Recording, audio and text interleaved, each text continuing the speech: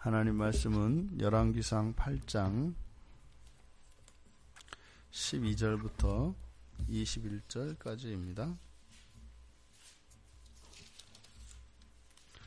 우리 같이 한 목소리로 함께 읽겠습니다. 그때에 솔로몬이 이르되 여호와께서 캄캄한 데 계시겠다 말씀하셨사오나 내가 참으로 주를 위하여 계실 성전을 건축하였사오니 주께서 영원히 계실 처소로이다. 얼굴을 돌이켜 이스라엘의 온 회중을 위하여 축복하니 그때 이스라엘의 온 회중이 서 있더라. 왕이 이르되 이스라엘 하나님 여호와를 송축할지로다.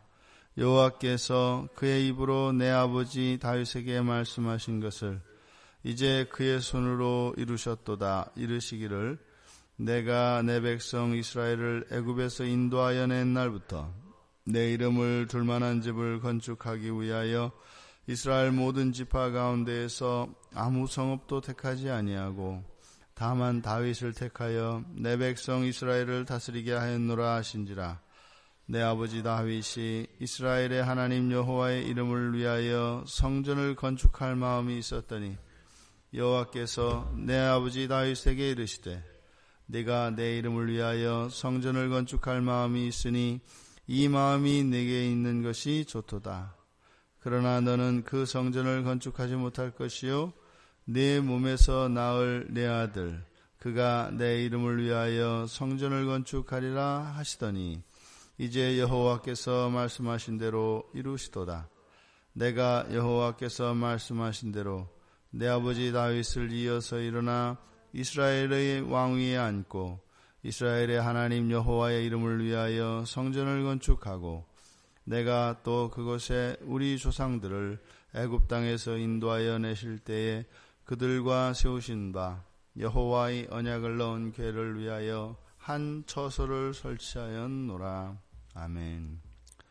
영원한 처소, 영원한 처소로 성전을 일컫고 있습니다. 근데 여기 12절에 솔로몬이 한 말, 그러니까 여호와께서 캄캄한 데 계시겠다 말씀하셨습니다. 그러니까 이런 말은 어디에도 없습니다. 그래서 지금 솔로몬이 이제 이렇게 이야기를 하는 것은 여호와의 영광이 임재할 때 그때는 구름과 함께 구름 속에서 임재한다고 했습니다. 그러니까 성전의 제사장들이 이제 법궤를 자리를 앉히고 난 뒤에도 마찬가지로 성전 안에 구름으로 가득했다고 했습니다. 그러니까 그것을 여호와의 의사로 생각을 하고 그렇게 캄캄한 데 계시겠다고 말씀하셨습니다. 이렇게 이야기를 하는 겁니다. 오늘 본문을 보면 건축하였다. 그러니까 성전을 건축하였다. 그런데 성전을 건축한 주어가 셋으로 나옵니다. 먼저 솔로몬이 건축하였다. 그리고 주께서 여호와 하나님께서 그 일들을 다 이루셨다. 그러니까 건축했다. 마찬가지입니다. 그리고 이제 다윗이 이제 그러할 마음을, 그러니까 건축할 마음을 가졌다. 그래서 성전이 건축되어지는데 건축할 마음을 가진 다윗, 그리고 그 다윗의 마음을 다윗이 하고자 하였던 그것을 실천에 옮긴 솔로몬, 그리고 이 모든 것을 주관하신 여호와 하나님, 이렇게 다윗과 솔로몬과 그리고 여호와 하나님이 지금 완성되어진 이 성전을 이루는데 모두 참여한 것으로 본문에서 나타냅니다. 하나의 반복되는 규칙이 있는데 13절부터 20절까지 13절에서 20절까지 보면은 13절에서 내가 참으로 주를 위하여 계실 성전을 건축했다. 여기서 나는 이제 솔로몬이 되겠죠. 그렇죠? 그리고 나서 15절에 가면 15절 끝에 그의 손으로 이루셨도다. 이스라엘의 하나님 여호와를 의미합니다. 여호와 하나님께서 그의 손으로 이루셨도다.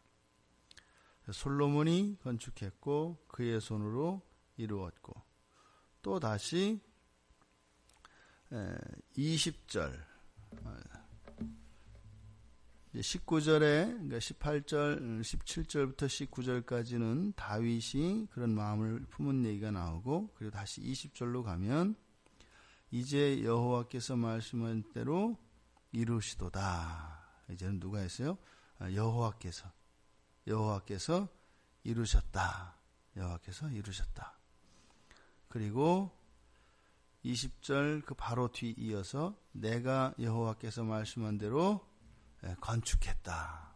20절의 끝에 여호와의 이름을 위하여 성전을 건축했다. 이렇게 솔로몬과 여호와 하나님이 주어가 이렇게 교차되고 있습니다. 교차되면서 솔로몬이 건축하였다. 여호와의 손이 이루셨다. 그리고 여호와의 손이 이루셨다. 솔로몬이 건축하였다. 지금 13절과 15절 솔로몬과 여호와, 그리고 20절과 20절 여호와와 솔로몬. 그래서 그 사이에 16절부터 19절까지의 내용을 중심으로 해서 솔로몬, 여호와, 그리고 다윗의 이야기, 그 다음에 여호와, 솔로몬, 이렇게 되어 있습니다. 그래서 동심원 구조를 가지고 바로 이 성전이 건축되어진 그 시작이 바로 다윗에게 시작되어진 것을 강조하고 있습니다. 우리가 하나님의 일을 하고 어떠한 것 하는 것은 바로 우리의 마음의 중심에서 생겨납니다. 근데 바로 다윗의 마음속에 일어났었던 하나님을 위한 성전을 건설하고자 하는 그 마음, 하지만 그것은 그 마음이 있다고 해서 그대로 할 수 있는 것은 아니었습니다. 그래서 여호와 하나님께서는 다윗의 아들 솔로몬으로 하여금 그 일을 하도록 명령을 하셨고, 다윗의 순종으로 다윗은 단지 모든 것을 준비만 해놓고 여호와 하나님의 명령에 순종하여 아들 솔로몬에게 그 일을 할 수 있도록 모든 것을 준비만 했습니다. 그리고 그 일을 솔로몬이 이어서 하게 되는데, 아버지 다윗이 모든 것을 준비해 놓았지만 솔로몬이 그것을 여호와 하나님, 여호와의 이름을 위하여 그 일을 한다고 합니다. 그때 하나님께서 그 모든 일들을 이루신 것입니다. 우리가 살아가며 가지는 하나님 보시기에 좋게 여기시는 이러한 마음들이 바로 이러한 과정을 통해서 우리의 삶 속에 펼쳐집니다. 그럼 여기에 지어지는 이 성전, 이거는 또한 이 성전은 우리들 자신 개인이 될 수도 있고, 또 우리들의 가정이 될 수도 있고, 교회도 될 수도 있고, 세상도 될 수 있다고 했습니다. 또 이것은 곧 예수 그리스도 자신을 의미하기도 하고, 장차 하늘에서 내려올 새 예루살렘 성을 예표하기도 하고, 다 그렇게 적용되어질 수 있습니다. 그러면 그것을 우리 자신, 나와 우리 가정과 우리 교회와 우리 나라라고 하는 개인에서 공동체의 지평에 이르기까지 이것이 지어지는 이 과정은 먼저 바로 하나님을 위하여 그것을 성전을 짓고자 하는 마음으로부터 시작됩니다. 그리고 거기에는 그것을 위한 준비와 헌신이 뒤따르게 됩니다. 그리고 그것을 실천에 옮기는 그런 결단과 의지가 필요합니다. 하지만 이 모든 것을 관통하고 있는 것은 계획의 시작에서부터 이 일을 완성시키는 그 일은 바로 하나님이라는 것을 우리가 잊어서는 안 됩니다. 목적도 하나님이고, 그 과정을 이끄시는 것도 하나님이시고, 그 모든 것을 완성시키시는 것도 하나님이시라는 것을 잊어서는 안 됩니다. 그게 우리들 그리스도인들의 삶의 원리이고 우리가 세워가는 모든 공동체의 원리입니다.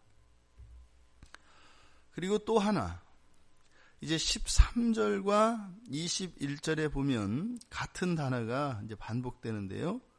13절에 주께서 영원히 계실 처소로이다. 그래서 여기서 영원히 계실 처소, 이게 이제 한 단어입니다.